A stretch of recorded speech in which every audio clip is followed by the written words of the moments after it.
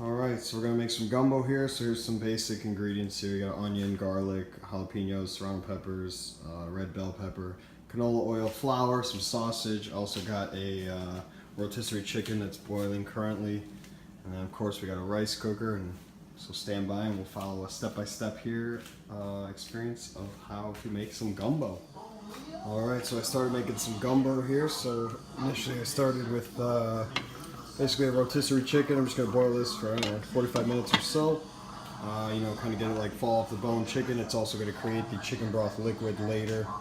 The next step, we'll do is kind of start the roux from scratch, which is really just, equal parts flour, and we're going to use some canola oil. So we'll do that in the same pan here after I empty out this water and boil the chicken for a while.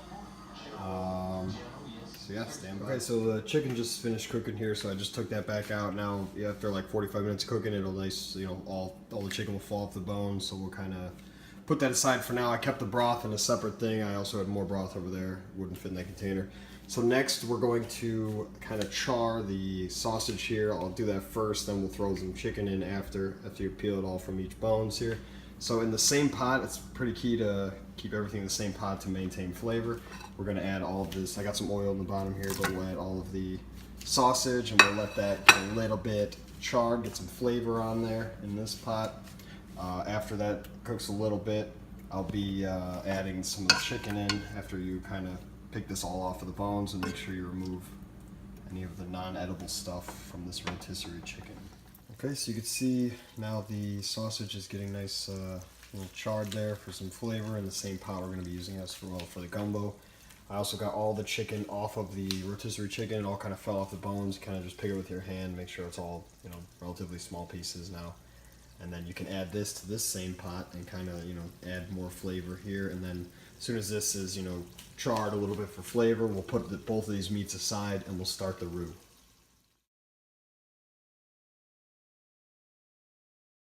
Okay, so I got the charred chicken and sausage over here just left to the side.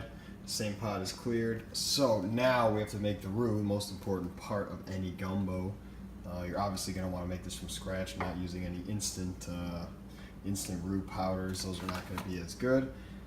So the roux, basically I took a soup spoon like this and I'm doing equal parts canola oil and flour.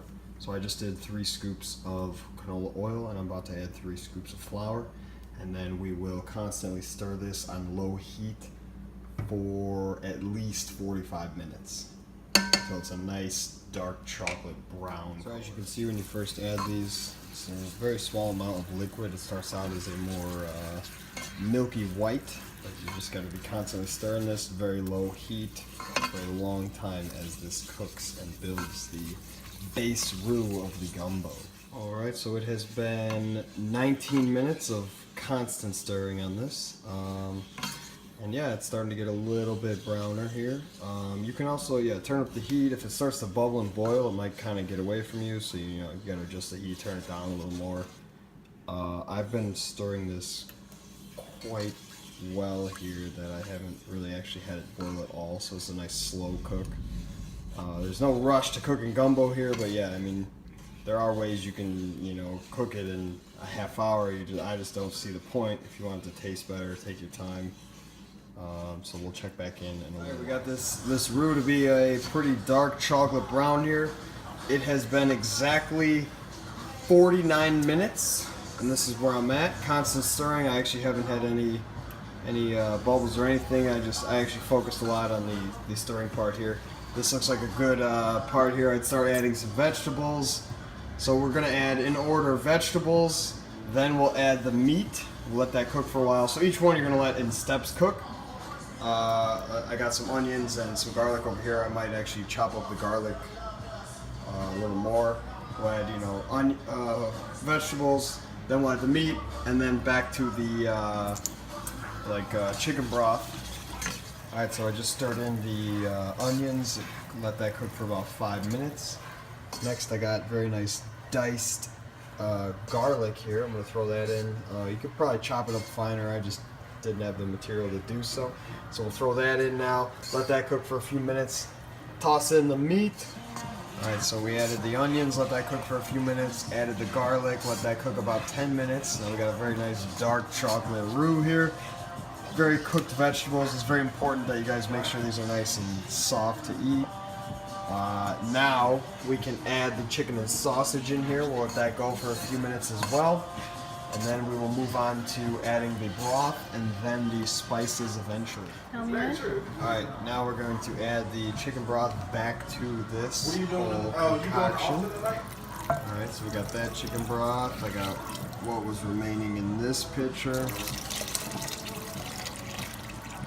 And then we'll let this cook. You gotta stir every maybe 20 minutes or so for this one. Oh, and there it is. Alright, so the final steps to this, just add everything together. We're gonna have to let this cook for about 2 hours if you want this to taste great. And that's pretty much it. Make some rice and serve that together. Gumbo.